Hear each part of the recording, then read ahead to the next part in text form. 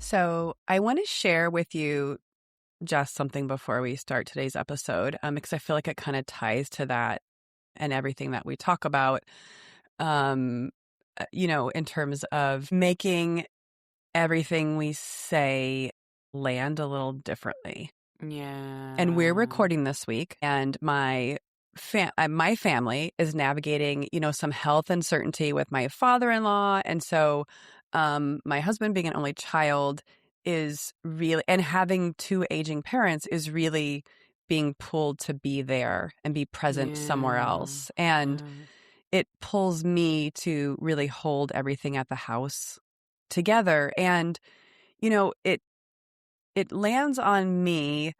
And I don't mean this as like wanting sympathy, because it's Mm-hmm. not, the kids are grown and they are self-sufficient in a lot of ways, aside from being an Uber driver. And we've talked about capacity. It definitely impacted that. Yeah. And you have to cancel plans, and I've got to do some things. And so this week and the last couple weeks have been really hard. And this happens to us, right? Where things happen and it Yeah. ends up, what is crazy is, as much as maybe I look at my schedule and I'm able to sort of shift and make changes to capacity so I don't feel so overwhelmed, it's still this invisible labor.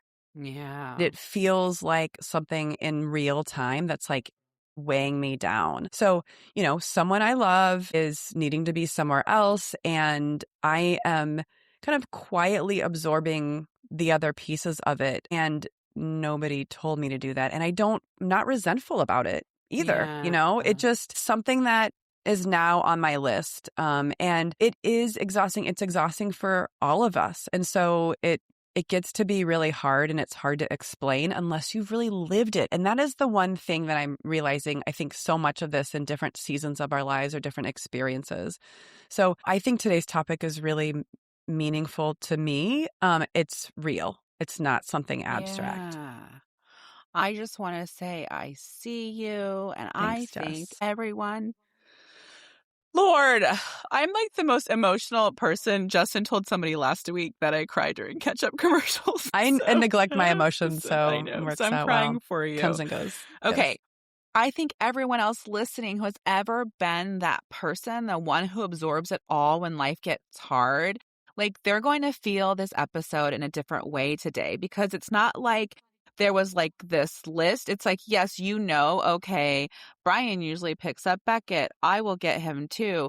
But it's also this heavy emotional labor that we're talking about. And I think, like, you and I joke about that reel, that we talked about, like that reel that says, All the right, the emotion, all the hardest, labor. Yeah. yeah, all the hardest part about adulting is having to figure out what's for dinner the rest of your life. And it's like funny because you're thinking about dinner, but it's not just the dinner. You have to plan the dinner, shop for the dinner, make the dinner, clean the dinner. And so that's not on the list of to-dos. And so there's all of this stuff that kind of landed on you, right? Not Yeah. just kids and logistics and things like that, but also emotionally. Now you're the one that has to tell the kids the news that your husband gets, and then manage maybe they're feeling out of sorts because there's this unknown and someone they love isn't doing really well, right? And so I think that gets to be difficult. So that's what we're going to talk about today. Welcome back to Chasing Brighter. I am Jessica. And I'm Kelly. Yeah. And yeah, we're talking about that invisible labor, the unpaid job that nobody puts on your resume, the work that holds everything together. And this isn't about the sort of sympathy or anything else that we're talking about. Yeah. This is Right. just, It's not let's woe just is get me. real. It's just, Yeah. this is real. This is our life. This is what's happening. And I think a lot of this stuff, if we don't hold it, it doesn't get held. And that's what we're talking about, that way, that Yeah. the work that never makes it onto the job description, right? And I even wonder sometimes as if some of us are even like really aware of that being Yeah. part of it, right? Is like Yeah. sitting back to be like, wow, this feels different. I don't know why. And there's this Yeah. invisible Yeah. labor that's there. And I've said to you even recently, I know I found out about the word emotional labor, invisible labor, unpaid labor, the second shift, probably really starting hearing it being verbalized in around 2017. But still to this day, surprisingly, I will tell a client, like, it sounds like you're really overwhelmed by the invisible labor and they're like, what the hell are you talking about? Right. So let's dive into that, Kelly. Let's define invisible labor and what it actually is. Yeah. It sometimes, so invisible labor sometimes is called mental load or cognitive labor. There's a lot of different descriptions for it, Jess. Unpaid, unacknowledged work of managing or coordinating logistics of a household or a family. And the keyword is managing. And it's not just about doing tasks. It's about knowing that tasks exist, anticipating and planning and following up. And it's all this mental architecture that holds it together. And Mm-hmm. the other thing for me is that I find, to me, when I am experiencing this sometimes, what I'm finding lately is it's like, what have I done with my day? Somebody asks Yeah. like, oh, what did you do today? And I would be like, laundry, or you know what I mean? Just like, Yeah. it feels like that's why it's invisible, because it feels like it's taking up a lot of time and maybe you don't feel like you have something Yeah. to show for it, you know? Well, and like mental load and invisible labor, one of the things I think about with invisible labor too is it's like what you're saying is it's like I saw this thing, and again, this is kind of like heterosexist a little bit, but when you think about like the man's job, barbecuing, mowing the lawn, that's very visible. You're seeing the lawn being mowed. You're seeing shoveling the driveway. You're not seeing the mom making the doctor's appointments. You're not seeing like the laundry appears in their room clean, right? You're not seeing the grocery plant. The groceries appear in the fridge. They're not seeing getting the birthday gift, planning the thing, doing the thing. And so that resonates too. And also mental load, right? Just this load on us all the time. And for me, the mental load hits in podcasting, right? The podcast planning is such a perfect example, right? The content, the arcs, the coordination with you, the research, Mm-hmm. it's real Yeah. work that lives Yeah. entirely in our head. No one sees this, right? Same with my practice, managing a solo practice. I'm the clinician, the administrator, the scheduler. I'm the one paying the bills. I'm the one thinking about what my practice needs 6 months from now. That is an example, and it's for me, it's not about my marriage necessarily.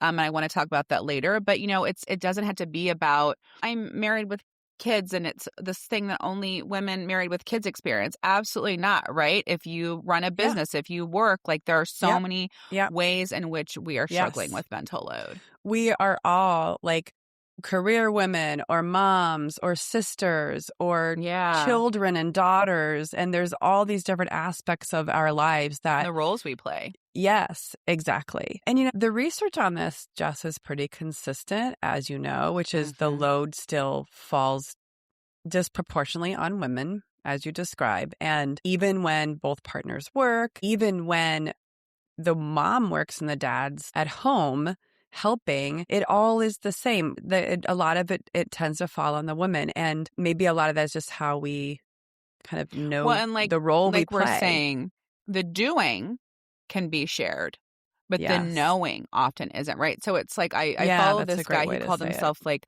a recovering man child, and he would be like, oh, and I follow a lot of women on this, but like if the husband's like, oh, well, just tell me what to do, just tell me what to do and I'll do it, that's great. But having to think about what I need to do is a mental task, right? And so that's how we can see the tasks might be shared, but maybe the mental part of it isn't, and real quick, if what we're talking about today is landing for you, we made something to go with it. It's a free download called Are You Living Your Values or Someone Else's? And it's a quick values clarity guide with 5 honest questions and 5 tips for actually living more aligned. And it is free when you sign up for our newsletter.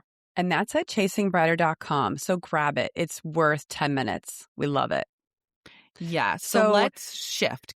yeah, let's talk about, what does carrying this weight actually do to a woman over time? Because I want to talk about the identity cost, which I don't think gets enough airtime. And that's what we were kind of alluding to earlier. Yeah. I think resentment. There is a specific kind of resentment that builds when your contribution goes unseen, and it's not pettiness. Clinically, it's a signal. It's what accumulates when something is chronically out of balance and uncorrected. And that self-concept piece is one that doesn't, that that does the most damage, right? That self-concept, when so much of your energy goes into maintaining other people's lives, your own projects, your own needs feel like luxury items, and then they get cut out of the budget, right? And I think for me, I built a lot of resentment, and didn't know this was happening when my kids were little. But I do want to say, for my partner, Justin and I will be married 25 years this year.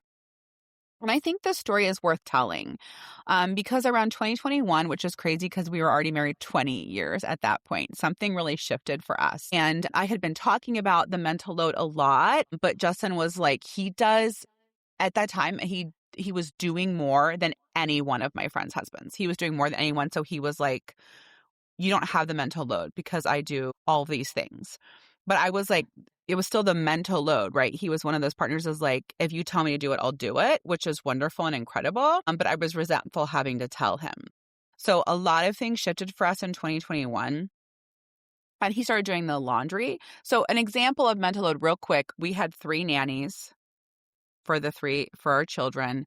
And if I Yeah. would say, can 3 you get different a ones over time. sitter? Yes. If you want to get a sitter, he would say, what's their number?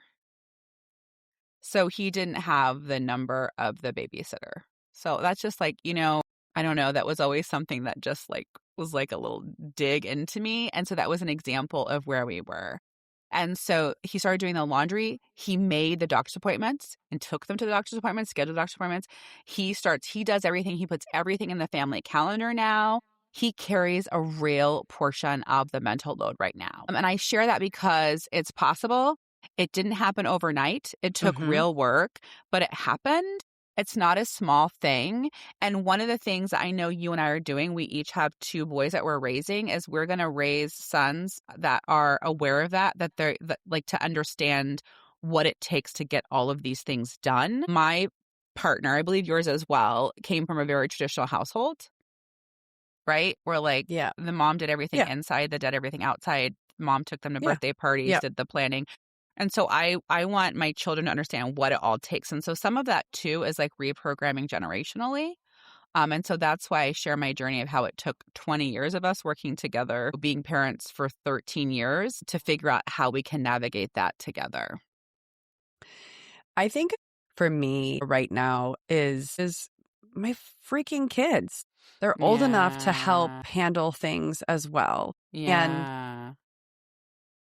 so really trying to navigate that with them. Obviously, my teenager Wes is a lot easier on that, and Yeah. he can pick up the slack. So, quietly managing this at home for weeks and nobody else knew that I was managing that or like what I'm doing. And I Yeah. don't, again, this is hard. I think this is hard for us because we just handle it and we keep going. And I'm not saying this as like a Kelly, I'm so Right. sorry for you. I don't want Right. any of that. I don't need that. It just But is. I think it's important that you're doing it, you're in it, you're holding it, and you Yeah. don't have to pretend you're fine. Well, and even just saying it feels like you're kind of like letting Yeah. it out there in the universe. Right. And it almost feels lighter just saying it now Yeah, and and being don't make it honest about it. invisible anymore either. Yeah. Like, tell the Yes. boys, "Hey, listen, your dad's been at the hospital back and forth. Like, I'm trying to do this, this, and this," just so they can know, "Oh my god, I didn't even realize that you're doing this," I'm you getting know? a lot more okays instead of no's.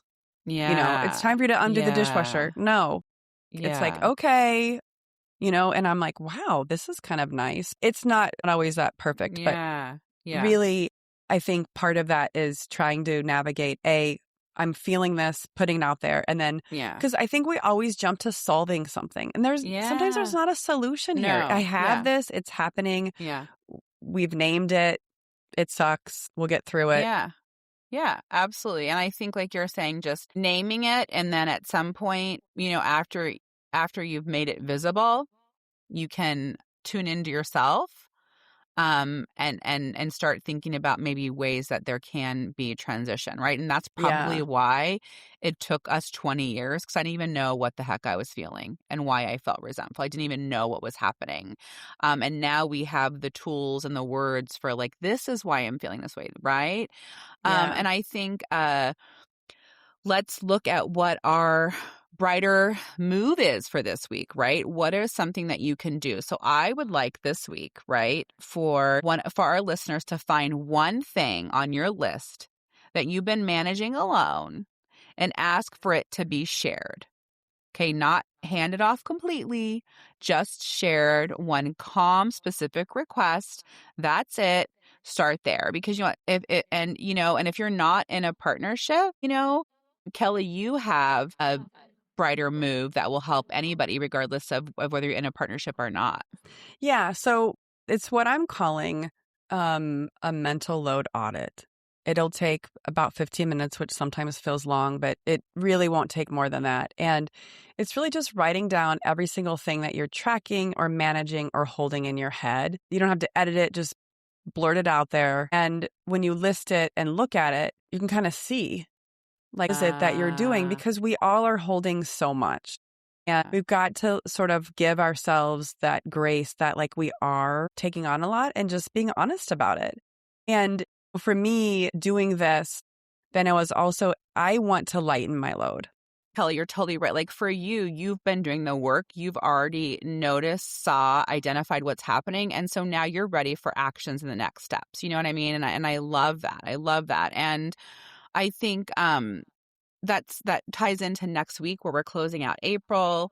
In April, we want to do something a little different. We're each going to share a hot take on everything we've been talking about this month: energy, capacity, invisible labor, all of it. We're not going to be softening it. No caveats, just what we actually think. And you don't want to miss out on what we're saying, Yes. Yeah. Because we have thoughts. Yeah, absolutely. And before we go, don't forget, we put together the free download. It's called Are You Living Your Values or Someone Else's? And it's a values clarity guide, 5 quick questions, 5 tips. What do our listeners find that?